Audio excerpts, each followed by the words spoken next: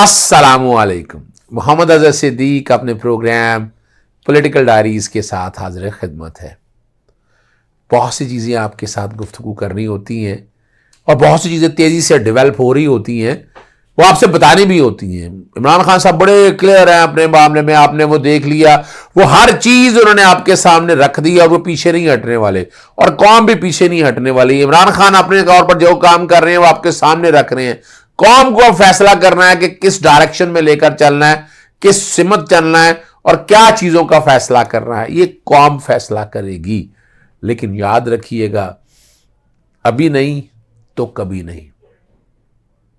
अब इन corrupt mafia से, इन operation रजीम change के जो बाहर किरदार बैठे हैं, उठाने का मौका इससे बेहतर नहीं मिल सकता। जनाब शेख रशीद साहब ने निगरान वजीर आला की तैनाती आज लाहौर हाई कोर्ट में चैलेंज कर देंगे। मुझे वकील अंगेज किया और बहुत अहम नुकात उठाए गए हैं उस आईनी दरखास्त में। एक तो जिक्र किया गया है, जब निगरान वजीर आला लगाया गया तो वजूहात मांगी हैं कि किस वजह पे सिर्फ मोहसिन रजा नकवी का इंतखाब किया गया जबकि बाकी 3 लोग थे। वो क्या वजूहात थी, वो क्या रीजनिंग थी कि बाकी को रिजेक्ट किया गया और मोहसिन नकवी का इंतखाब किया गया।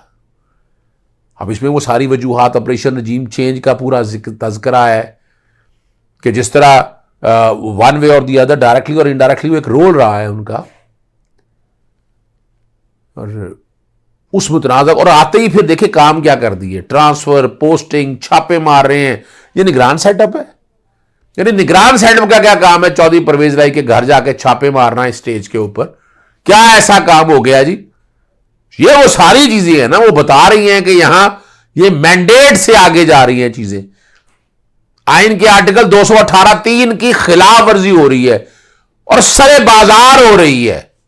इसको तो रोकना है ना।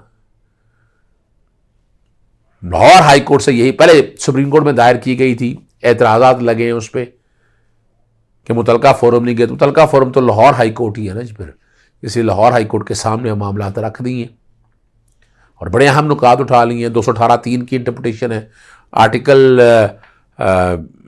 224(a) के हवाले से उसकी इंटरप्रिटेशन है। कमेटी ने जो वजूहात बताई उसको कैसे नगेट किया, ये वो सारे सूरत हाल है।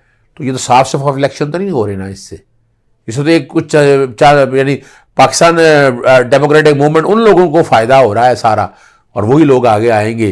आज तफसीली जो बात है वो बाद में गुफ्तगू करेंगे, वो शेख रशीद साहब खुद बताएंगे आपको। आगे लेकर चलते हैं आपको। लाहौर हाई कोर्ट में ना पंजाब असम्बली PTI के 25 मुबीना मुरर्रफ अरकान के खिलाफ कार्रवाई न करने का मामला आया और दरख्वास्त पर समाअत हुई। गैर मुअस्सर होने पर वो समाअत निपटा दी है और 25 अरकान का मामला इलेक्शन कमीशन को भिजवाया गया था और उस वक्त का मौक़िफ़ था कि डी सीट होने के हवाले से नहीं। तो डी सीट तो हो गए हुए और ये 17 यानी वो बातें जो है ना सारी, अब तो तकरीबन ये ख़त्म हो चुका है मामला। चलें आगे। बड़ा अहम इशू है, वो है निगरान सेटअप के हवाले से ही। एडवोकेट जनरल दफ्तर और जो उनके अफसरान के दरमियान जो तनाज़ा है वो काफ़ी शिद्दत इख्तियार कर चुका है। कौन से लॉ ऑफिसर अदालत में पेश हो गए, फैसला नहीं हो सका। निगरान हुकूमत ने तहरीक इंसाफ के तैनात लॉ अफसर को पेश ना होने का नोटिफिकेशन जारी कर रखा है और एडवोकेट जनरल अहमद अवैस ने निगरान हुकूमत के तैनात लॉ अफसर को अदालती और दफातर अलाट नहीं किए और लॉ अफसरों के अदालतों में पेश ना होने पर जजेस ने दरखास्तों में फरीक बनाए गए अफसरान को ज़ाती हैसियत में पेश होने की हदायत कर दी। जैसे शायद करीम साहब का जो है ना, लॉ अफसरान के पेश ना होने पर सख्त नोटिस, वज़ीर कानून को बुलाया और पूछा गया फिर कि किसने रोका है। सेक्रेटरी कानून पंजाब ने निगरान काबीना की मंजूरी के बाद पुराने लॉ अफसर को पेश होने से रोका। सेक्रेटरी कानून की बात हो रही है। जैसे शायद सब ने सख्त नोटिस लिया इस बात का और जिक्र किया कि रवायत होती थी कि हुकूमत बदलते ही एडवोकेट जनरल मुस्ताफ़ी हो जाते थे। ये जनरल की बात हो रही है, केयर टेकर के साथ। मैं खुद एडवोकेट जनरल पंजाब था, जब हुकूमत बदली तो इस्तीफ़ा दे दिया। अफसोस के साथ ये रवायात ख़त्म हो रही है। निगरान हुकूमत को अपनी हदूद में रहकर फ़राइज़ अंजाम देना होंगे। ये बड़े अहम नुकात हैं। निगरान हुकूमत कैसे फैसला कर सकती है कि कौन पेश होगा कौन नहीं, क्योंकि केयर टेकर सेटअप है ना। निगरान हुकूमत के गैर जानबदार आते हुए फैसले करना चाहिए। ये एडवोकेट जनरल फैसला करेगा किसने पेश होना और किसने नहीं। आप पुराने लॉ ऑफिसर को पेश होने दें, जैसे शायद क्रिमिनल सेक्रेटरी कानून से मुकालमा, ये निगरान काबीना का फैसला है। मैं हदायत ले लेता हूं। अदालतों में 3 हफ्ते से काम रुका हुआ है। निगरान हुकूमत इस हद तक इंटरफियर कर रही है सारे प्रोसेस में, डिस्पेंसेशन ऑफ जस्टिस रुका पड़ा है। हमारा मकसद है कि अदालतों में काम नहीं रुकना चाहिए। जब तक अब मामला अदालतों में ज़ेर इल्तवा है, पुराने लॉ ऑफिसर्स को पेश होने दिया जाए। यहां कौन से सियासी केसेस है, नॉर्मल केसेस हैं। ये बड़ी जबरदस्त बात है। मामला दूसरा जो आया वो इस पर लार्जर बेंच तश्कील दे दिया गया। मैंने और जस्टिस अली बाकर नजफी साहब के बारे में बहुत से तहफ़्फ़ुज़ात हैं लोगों को, मुझसे बहुत से लोगों ने जिक्र किया और सोशल मीडिया पर भी यह बात रही है। वो वजूहात मैं नहीं बता सकता, जो हैं वो आप सब बेहतर समझते हैं। लार्जर बेंच को हेड कर रहे हैं, लेकिन एक बड़ा अहम नुक्ता आएगा इस पर। सुबह लार्जर बेंच बैठ रहा है जस्टिस अली बाकर नजफी, जस्टिस आबद अजीज शेख और जस्टिस मुजाम्मिल अख्तर शबीर। केस तो सारा सुन लिया जस्टिस आसिम हफीज साहब ने, उन्होंने भी मामला लार्जर बेंच में बंद किया। तो लार्जर नया रिकॉन्स्टिट्यूट होना होगा, इसमें नए सवाल जो सारी सामने आए हैं उसको सामने रख के अब तो नया चीफ जस्टिस साहब को बेंच जो है ना नया नॉमिनेट करना होगा, कॉन्स्टिट्यूट करना होगा। इसमें जनाब जस्टिस आसिम हफीज साहब इस बेंच का, जो कि सारा केस तो सुन लिया उन्होंने, और इधर से जो बेंच बन गया, आप दोनों बेंच को सामने रखते हुए ये हम सुबह इंशाल्लाह मैं तो उठाऊंगा ये मामला। लेकिन जब आज जस्टिस आसिम हफीज साहब के पास समाअत हुई और फुल बेंच को भिजवा दिया, तमाम हुकूमती इदारों को एडवाइस करते हैं। एडवोकेट जनरल के हवाले से बात आई। एडवोकेट जनरल पंजाब का होता कानूनी होता, आईनी होता क्या न्याय निगरान हुकूमत गवर्नर को तजवीज़ दे सकता है कि एडवोकेट जनरल पंजाब को तब्दील किया जाए? ये बड़ी ज़बरदस्त बात है कि वो कैसे दे सकता है। ये जस्टिस आसिम हफीज साहब ने बड़े पर्टिनेंट सवाल चलते चलते ये सवाल भी सामने आया कि निगरान हुकूमत का ट्रांसफर पोस्टिंग में क्या स्कोप है। जी क्लास के वो मुख्तलिफ सवाल इलेक्शन कमीशन का यानी वो क्लॉज के हवाले से सवाल है। निगरान हुकूमत के खिलाफ से तैनातियां मुख्तसर वक्त के लिए होती है और अदालत एडिशनल अटॉर्नी जनरल से क्लास जी से मुतालिक राय मांग ली है। क्या समझते हैं कि इस मामले को फुल बेंच में भिजवाया जाए जैसे आसिम हफीज? यहां यह देखना है कि क्या निगरान हुकूमत मेजर पॉलिसीज फैसले कर सकती है। ये इंस्टीट्यूट का मामला है। अब मैं अगर एक जजमेंट दे दूं तो फुल बेंच लगा हुआ है। निगरान हुकूमत के लॉ अफसरान के वकील ने अपने खदशात से आगाह किया। हमें एडवोकेट जनरल ऑफिस में पंजाब में काम करने की इजाज़त दे। हमारा ये कल्चर बन चुका कि हर जगह सियासी तैनातियाँ चलती हैं। और अदालत ने मामला जब ये फुल बेंच को बनाया और यहाँ पर ये सारी जो मामला थे ना वो उठाए हैं।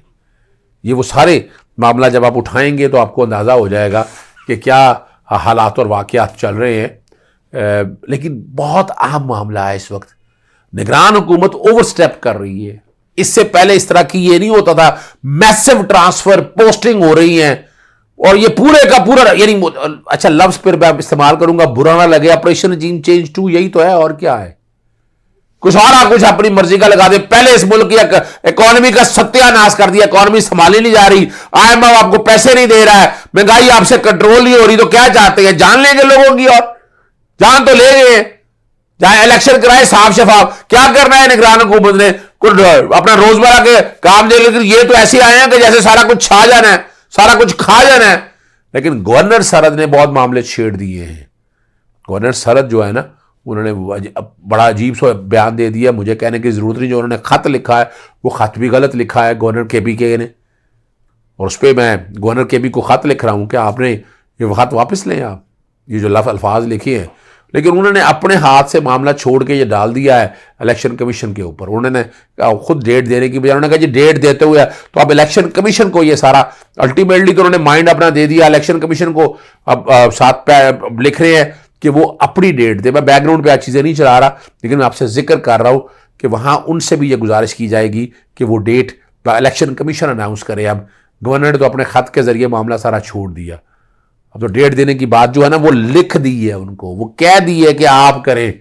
तो अब इलेक्शन कमीशन को जागना है। आर्टिकल 218(3) के तहत साफ शफाफ इलेक्शन कराने के लिए उसको खुद इंटरफेयर करना पड़ेगा।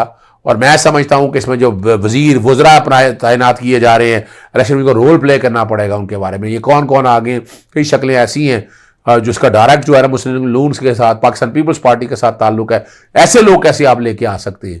ये लोग नहीं आ सकते इस निज़ाम के अंदर?